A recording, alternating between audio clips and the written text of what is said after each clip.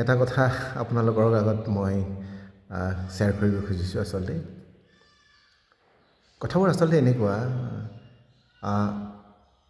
যেতিয়া কথাবিলাক কথা হিচাপে গ্ৰহণ কৰা হয় বা জাষ্ট এটা শব্দ হিচাপে গ্ৰহণ কৰা হয়, তেতিয়া এই কথাবিলাকৰ বা শব্দবিলাকৰ মাজত থকা আত্মাবিলাকৰ জীৱন্ততা নাথাকে।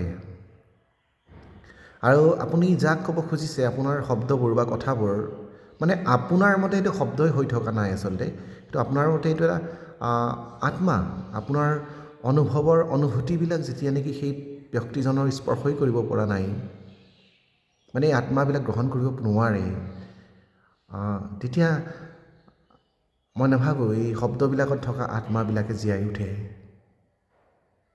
বা কাৰোবাৰ হৃদয়খন স্পৰ্শ কৰিব পাৰে। শব্দবিলাক যেতিয়া অনুভৱ নকৰাকৈ জাষ্ট যুক্তিৰে তাৰ উত্তৰবিলাক দিবলৈ প্ৰচেষ্টা কৰিব, তেতিয়া কথাবিলাক আচলতে যুক্তিৰে যুক্তাযুক্তি হয়, কিন্তু অনুভৱলৈ এইটো ৰূপান্তৰ নহয়। আৰু কথাবিলাক যেতিয়া অনুভৱলৈ ৰূপান্তৰ নহয়, তেতিয়া তাৰ অনুভৱৰ মৰ্যাদা নাথাকে।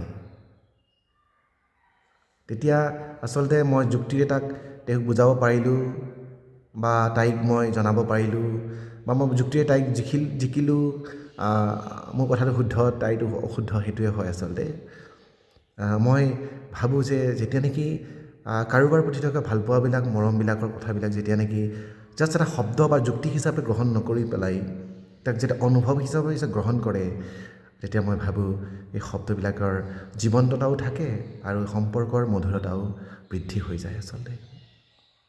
গতিকে বন্ধুসকল, মই ভাবোঁ যে যেতিয়া আপুনি কাৰোবাৰ লগত সম্পৰ্ক কৰিছে, তেতিয়া সেই কথাবিলাক বা কাৰোবাৰ সম্পৰ্কত যদি আছে আপুনি, তেতিয়াহ'লে আপুনি আপোনাৰ প্ৰিয় ব্যক্তিজনে বা প্ৰিয় ব্যক্তিগৰাকী যেতিয়া আপোনাক প্ৰশ্ন কৰে বা কথা কয়, তেতিয়া তাক আপুনি মাথো শব্দ হিচাপে বা যুক্তি হিচাপে উত্তৰ নিদিব। তাত অন্তৰ্নিহিত বা সন্নিৱিষ্ট হৈ থকা ব্যাকুল আৱেগৰ মৰমবিলাকো আপুনি তাক অনুভৱ কৰিব। নিশ্চয় তেতিয়া সম্বন্ধবিলাকৰ মধুৰতাবিলাক বৃদ্ধি পাব। লগতে মই ভাবোঁ তাৰ কি বুলি ক'ম এতিয়া, মানে আয়ুসো বাঢ়িব।